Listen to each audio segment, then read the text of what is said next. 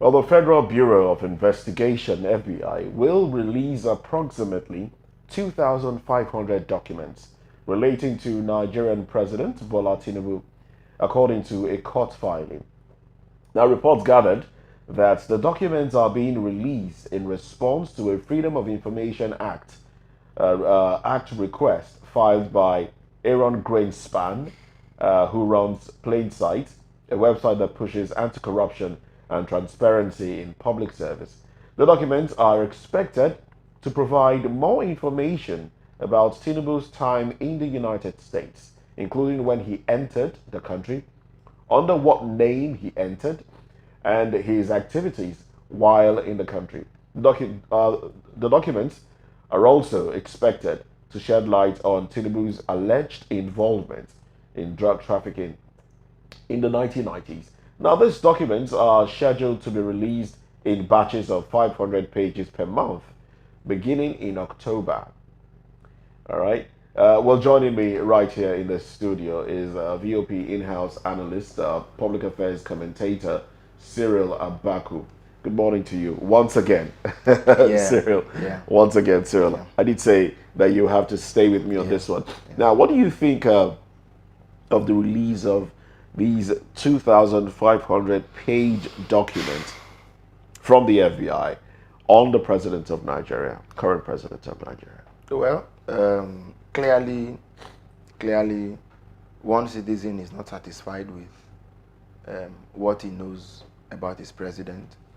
Perhaps his feeling of dissatisfaction is held and shared by more than one citizen, maybe two, maybe three, maybe hundreds, millions, And in seeking these disclosures, he is seeking it for himself in the interest of transparency, in the interest of accountability, in the interest of fellow citizens, in the interest of even democracy, and the right to know, really. So it's good that two things. One, we're in a democracy where rights, freedoms, liberties, reliefs are guaranteed by law, guaranteed copiously by law. And number two, a president who has also not shied away really from maintaining that he has nothing to hide. A president who has said it time and again that he is who he says he is. I saw a clip of the president when he was in India. He did say that he schooled, he went to university, and that he made the dean's list every semester. So it means there are records, there's evidence to prove, there are documents to say that indeed what I said is what is as it's happened. So to that extent, the quest by David Hundeyin to know more than just what the president has said is great because of the many issues that continue to arise, especially with regard to his time at Chicago State University, as well as the allegations of heroin trafficking, for which he is reported to have forfeited $460,000 US dollars. The question was he involved or not? Was he an active participant in the drug trade or not? The matter, I had a lawyer who said the other day that this matter is borderline criminal and civil because they were forfeitures. When you have more money than you can account for, then you have to be able, you forfeit them. But how did those monies come? To this day, we have not been able to gotten a definitive response or answer to. So it leaves a gray area, as it were. Now, talking about a gray area, 2,500 documents, page, paper. What does this say to a man's reputation? Oh, well, it doesn't necessarily say much. Except he must have been very active. Sure. Except in the details. Especially from the FBI. Yeah, of course, but of course, except on the details it will bring to the public. So, for example, high net worth individuals, high net worth individuals, high valued individuals are people who, of course, can generate this tone. For example, Aningoze Kunjewela, given her travels, her extensive travels and exposure, people who have worked in middle to senior management, particularly in multinational companies, as the president was when he worked at Mobile. You know, he's been at Deloitte, he's been at Mobile, he's been at many places like that. So it's only natural, even for preachers, really. You know, people who have traversed the world, as it were, doing a lot of stuff. It's only normal that if you want to get information about them, it's going to be a tome. But the reality is, in those 2,500 documents, what exactly is going to be there? That's the question. And I think that when eventually we get to know what's in what's on those papers, it should be able to put to bed the long-standing question of who the president really is or might have been, in light of the suspicions that are around, some of his activities over the years. Hundeyi has been on this matter since before the elections. Now that he has written here, he's making this inquest in line with plain sight, hopefully, and has put a lot of people on notice. Hopefully, closure can come to this matter. It is important because the president of a country must be someone who is seen to be above board. Your governor, your president, your council chairman, these are the living personifications of the motivation for excellence and for integrity. Because if we're raising children, raising students in school, and telling them to live the right life, to behave well, to and then what we always say is that you'll be leaders of tomorrow. And if the leaders of today are not what the examples of the leaders of tomorrow, there's a problem. All right, now you did say something. So, sorry to interrupt you there. It's okay. You said David Hundeyi had been on this for a long time. They had applied, and it was. Did it take the FBI this long? The question on my mind is, why now? Why is it coming after a tribunal, an elections tribunal in Nigeria had affirmed him the president of an election that was held more than 6 months ago? And I'm pretty sure these things were applied for, maybe before he even went ahead to contest for the elections. Why now? So the question of why now, if the president perhaps hadn't won the election, or hadn't been affirmed by the tribunal, perhaps he wouldn't be a person of interest. He wouldn't have been in the public spotlight in the way that requires scrutiny. Who is looking at me now? For the record, I went to primary school. I went to primary school. I went to secondary school verifiably. I have classmates. I have friends. I went to university. I have classmates. I have friends. I went to Unilag for my master's program. I had classmates. I had friends there also. So, in light of that, in spite of those, nobody's asking questions about where did you school. Simply because I'm not aspiring to be governor or president. But the day my posters flood the streets of Lagos, say I want to be a councillor in my area, people will ask questions. Who is this man? How long has he been here? It's not even about certificate or school. They will say, has he been a community developer? Like, has he been working with us? Is he part of us? Who is he? Who is his father? Who is his parent? When did he come to this place? What has he done for us? Those questions are going to arise. In the case of Mr. President, I think the quick question is, given the context in which his own scrutiny is coming up, he's been governor of Lagos State, but people are still saying, no, we have reason to ask and to doubt. And so we're going to push it to a logical conclusion. Who knows him? What has he been involved in? What has he partaken of? Where has he gone? What did he do when he went there? So for me, I don't think the president himself is unhappy with what is going on. I think that being a Democrat himself, he understands the weight and might of the office he occupies, and the responsibility that the power that bestows on him. Yeah, and then the power of democracy gives the citizen to ask questions and to make inquiries. So it's a good thing. Hundeyi has to push I mean, it's Hundeyin now, but it could have been anybody else. Somebody who has this is not just investigative journalism. For me, I think I would like to call it public interest journalism. The way you have public interest lawyers, public journalism that is for the greater good, for the public interest. Yes, I mean, Hundeyin is there. Premium Times does a lot of investigative PC stories. They cable to an extent.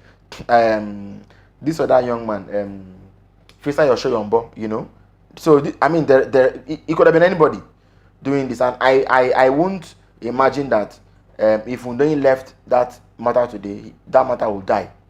I think it's important that when a public office holder asks many questions about your personality, your history, what you've done, should be answered or should be answerable, even if it's for laughable reasons. For example, our former president Obasanjo, people say at every point in time, that at every turn in history, he has been the one who didn't do anything, but just came to take the glory for what others have done. 2 examples I'll give you very, very quickly. During the Civil War, it was the man who commanded the 3rd Marine Commando that actually brought Biafra to a place of surrender, Benjamin Adekunle, Black Scorpion. Mm-hmm. But when after bringing Biafra to a point of surrender, he didn't take the Biafra surrender. It was Obasanjo who flew in to take the Biafra surrender. But the man who had, fought the war, as it were, was Adekunle, Black Scorpion. But Obasanjo came to take the 1979 coup. Obasanjo didn't plan the coup. Bukazuka Dimka and his friends staged the coup, killed the head of state. Obasanjo, even against his own will, was forced on to become a military head of state. Now, 3rd example, okay. 1999, from 1993 onwards, the likes of Nadeko and co were fighting Abacha, fought Abacha to a standstill. Abacha passed on. Obasanjo was in prison. 1998, they brought him out and told him that he should not, that they would make him. He even complained and said, "How many times would you want to make me president? I'm tired of it." But he became president against his own wish. So this is a man who, but at least, so when people speak and say, Obasanjo waiting into what did he even do to become president? What we know, he didn't do anything. We know the story that he didn't do anything. Others set the table down for him. He just came up, took the cutlery, put the napkin on his chest, and began to devour the meal. Mm-hmm. He didn't partake in the making of it. He didn't go to the market. He didn't spend a couple, but he just came. So people say he didn't do anything, just became president. They read him all you care. We know the story. Oh, yeah. Okay. But in the case of Bola Tinubu, people are saying no. If he went to school, where are his classmates? Exactly where I was coming to now. That was the question I was coming to. Obasanjo and his former classmates, those that were still alive, did a football game. They, where he was the captain, and we saw videos of him ordering them around. Aged men walking around. It was fun to watch. How is it that current president of Nigeria, no one can exactly point to a classmate of his back here in Nigeria? Did he start his studies abroad? Are those the things that the FBI reports will reveal to us later? Did he start his how come that back home in Nigeria, aside from him becoming, governor of Lagos and doing the fantastic things that he did in Lagos, we really cannot point to some past, to say, oh, this was him as a child. This was him with his classmates. This was him, where he grew up, the community in which he grew up in. We can't point to that. But here we are. A foreign body is now willing to supply Nigeria documents, which will probably be A4 in size, 2,500 about him. They seem to know more about him over there than we do here in Nigeria. What does that say to Nigerians, having, put that man in office? A man that we know little about, as it is. It's a tough question. It's a tough question. It's a very tough question. So let me start this way. They may not necessarily know more about him there than we do here. Because the president... Which school did he attend? Primary school. Which school did Obasanjo attend? Obasanjo? Yes. You know, CMS Shoyinka Grammar used to say School. that they called him Egbon when we were growing up. Although today, Shoyinka is older than Obasanjo in age. But Shoyinka said they used to call him Egbon when we were which means elder or elderly one, or you know. Yeah, but When they were growing up. when we were growing up. But somehow, I don't know, over the years, the president grew younger. Obasanjo grew younger than. But that's in a, Nigerians are always uncommon. Interesting. the president grew younger than but but but the point again is hopefully these revelations will help us to understand the man better. That is our President Tinubu better. Ahmed Tinubu. Better will help us to appreciate his journey over the years better, and be able to tell really what he has done prior to now, where he has been. In 1993, he was a senator of the Federal Republic of Nigeria, and was, by what we understand, was Senate president, except that because Abiola was president from the southwest, he couldn't become Senate president from the same sub-region, or from the same region as his political ally and leader, you know. So, but that's that. Now,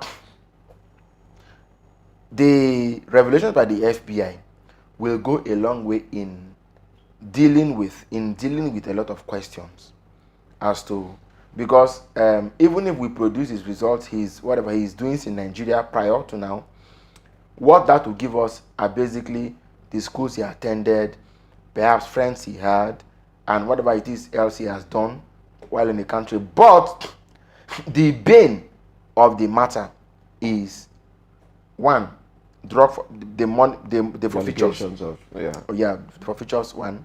Number two,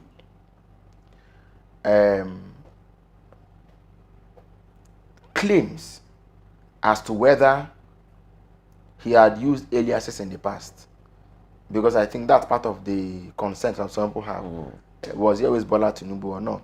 I mean, these are very damning allegations. Talks about a woman bearing that name. Yes. So these are very, very damning allegations to bring against anybody, especially a president. The people who travel around the world using aliases are not normal people.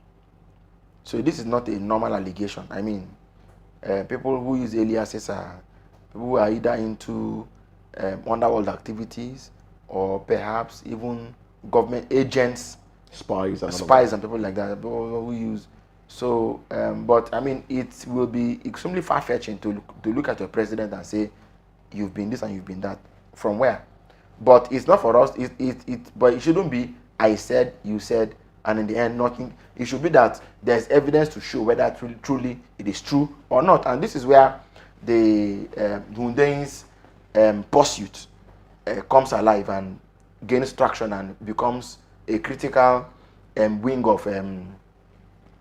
of helping us to properly and fully identify and dissect the president's personality, to say, is this truly is it truly who you accuse him to be? I think it's also good in the sense that people don't always accuse presidents of this kind of things, but where it is even thought of, which is unthinkable and made, then there is a responsibility, there's a burden to prove, so that the matter can be put to bed once and for all. Like I said, I mean, being the president of a country is an enormous responsibility. You now are the one who carries the entire aspirations, hopes, dreams of millions of people. You know, should such a person be a person who has been involved in drugs and certificate forgery? I don't think. My question now is, the results, whatever comes out of this revelations, the disclosures. Yes. Will it affect his presidency? Will it affect his current position as the president of Nigeria? Well, seeing that a court has already affirmed his victory at the tribunal. Well, so I don't know the extent to which perjury perjury goes in Nigerian law, I don't know if it's enough to unseat a president. Whatever comes out may be enough to, I mean, if really these things are proven, they may be enough to give Parliament grounds to move for impeachment, to impeach a president. But I don't think the Nigerian Parliament is ready for that. Number two is that I think the question will be, I'm hoping that it won't come to that. But assuming, without conceding, that it came to that, the real question for me would be, will the president summon the courage to do what will be morally binding on him to do? Which will be to honorably take his pen and sign his last signature as president of Nigeria and then take a walk. Because that, I think, is what morality will bind. And a leader is not just a leader by law. He's a leader both by law and by morals, by personal example, by standards.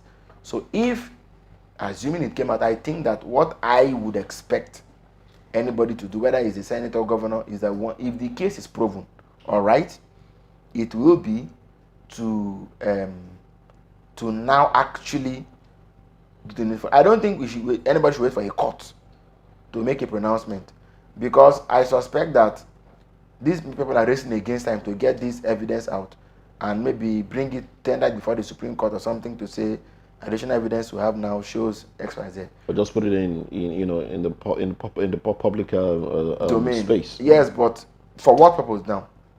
To compel the president. Is that not so? To do what is necessary. Because if a president cannot show good example by being morally compelled to do so, then nothing else can compel him or should make him do any other thing. Because leadership, like I said, is always a moral thing. It's always, first of all, the responsibility of personal example. Where that is not tenable and not sufficient and not applicable, you don't have a leader yet. Now, isn't there a law? Please remind me. What does the law say about one who has been convicted or did time and served their time abroad and returned to Nigeria after a certain number of years running for a political office? Is that? I think there's something like that in the law that says, okay, so it's fine. My limited knowledge of law tells me this. I think by Nigeria, after 10 years. Okay. But if at the time you are filling your form to be president or governor, whatever it is, all right, did you indicate that indeed? So if you say no, is that a lie or the truth? That's where after 10 years of what? Let's no. So I think for drugs and things like that, after 10 years of the person having been convicted and stuff like that, 10 years later, it's no longer valid. Yes, no longer valid. Yes. So you can contest. You can contest. Back home in Nigeria. As far as I know, yes, you can contest. But you at the time, yes. So did you disclose? Did you disclose that indeed you had been involved in this in the past? It's like, so if you didn't indicate it means you've committed perjury. That's what I said. So how far can perjury go? I think it may now compel the lawmaker, the National Assembly to initiate impeachment. But if they wouldn't, why wait for National Assembly to do that? Why wouldn't you, for example, that is, if it came to that, really, I'm not among those who are saying he did it. I'm among those who are saying let's have evidence of what really happened so that we can judge for ourselves and know in future whether such a person should be president or not. Because the fact is this, Moses, public opinion sometimes can be so emotional that you do it to to someone today, and then tomorrow somebody can whip it up again against an innocent person. So one thing is perception, the other thing is reality. So the fact is, if the president is indeed guilty or involved as indicated, no problem. But let us get to the root of it the logical way, and let it be on record that because we found XYZ evidence on him, this and that now happened, and it will strengthen. Look, this matter because it will strengthen other young people, other journalists, other public interest people to now also begin to say that governor, that senator, that we have a Senate and House of Reps. We are in 1999. First Senate president was impeached over certificate problems, whether it was Evan or Evans. The first Speaker of House of Reps, Umar Gali Nahaba, forged his own certificate. He claimed to have gone to Toronto. And down the years, you only need to check on Google. A lot of senators, due respect to them, and reps members, is like their certificate forgery infested. Is an infestation. I won't ask why. When the Constitution says all you need is school cert.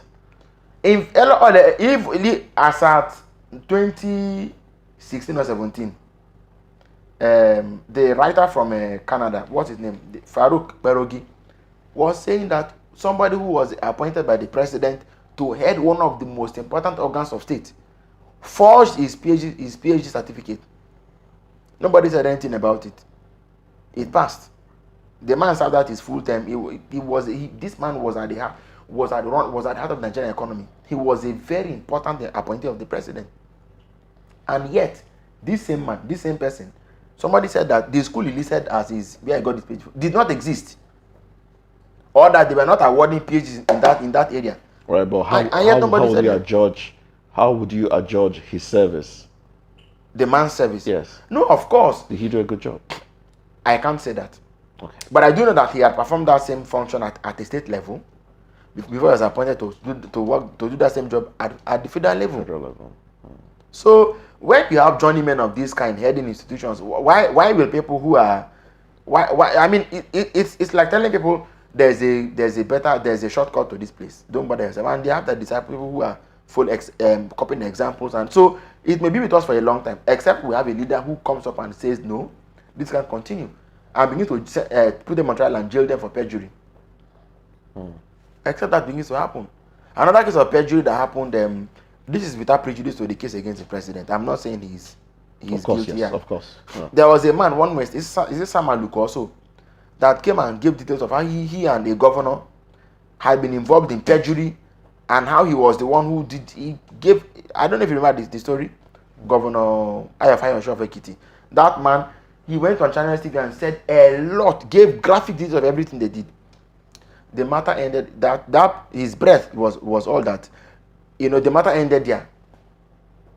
It ended in his breath. Nobody, we thought he said he was ready for, we thought we were arrested, investigated, nothing came out of it. So this is our country. But when bad behavior is not punished, as Citizen Jones used to say, when you fail to punish bad behavior, you are encouraging it and telling people, you know what, it pays. Frankly, a governor's aide, Governor Abiodun's aide, was arrested in the U.S. Over what?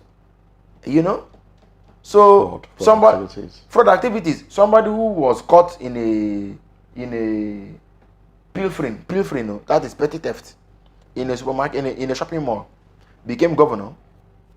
People were convicted for petty theft and armed robbery, becoming governors and senators. The man said it. The senator represented by said, people he had arrested and paraded as armed robbers, we are now on the floor of the Senate with him in Nigeria. I guess the system is a forgiving one. And people will tell you that even armed robbers later joined the police force. So Obasanjo said that there were a lot of people in the police force were active armed robbers. In the police force, active armed robbers. Even in the army, active armed robbers. You see, sometimes when you see a crime being committed, the way and manner in which that crime is committed tells you who and who could have been involved. The way when criminologists visit a crime scene, by the way the shots were fired and by the way whatever, they can tell that this was the work of an amateur, and this is the work of a pro. But when you have these people constantly, people rob a bank, successfully rob a bank, they know how to overpower the security, they know where to get the money, they know how, without any resistance, they get the money, they walk away. People become... Sorry to... pardon me, I would like to veer off a bit, right? As we try to wrap up this now. In that regard, isn't it the normal thing? I mean, are these people not really the ones that are drafted into certain offices? I'm not speaking to the political officers now. I'm speaking to those that occupy military posts.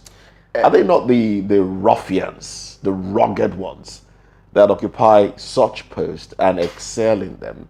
Take for instance, Prigozhin of Russia, whether he's dead or alive now, we don't exactly know, because there's this talk about him not being dead. But anyway, that's for another day. Prigozhin was a petty criminal. He was a thief. He was a pickpocket. He was a gang member, and the Russian president took him in, trained him, and he founded the Wagner Group, and we can see the success of the group in the international space. So drafting such people into such offices, isn't it? I mean, Russians are hailing him. They were hailing him before he passed on for what he helped Russia to achieve in the international community. Yes. Yeah, so this is what I mean.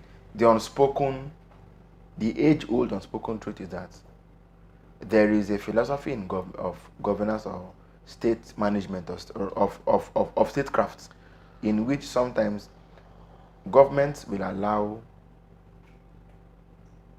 I'll call it evil, and some wrong to fester, to be there. They use it to deal with or fight a greater evil, and then allow the evil they can control to stay within their control. That's one.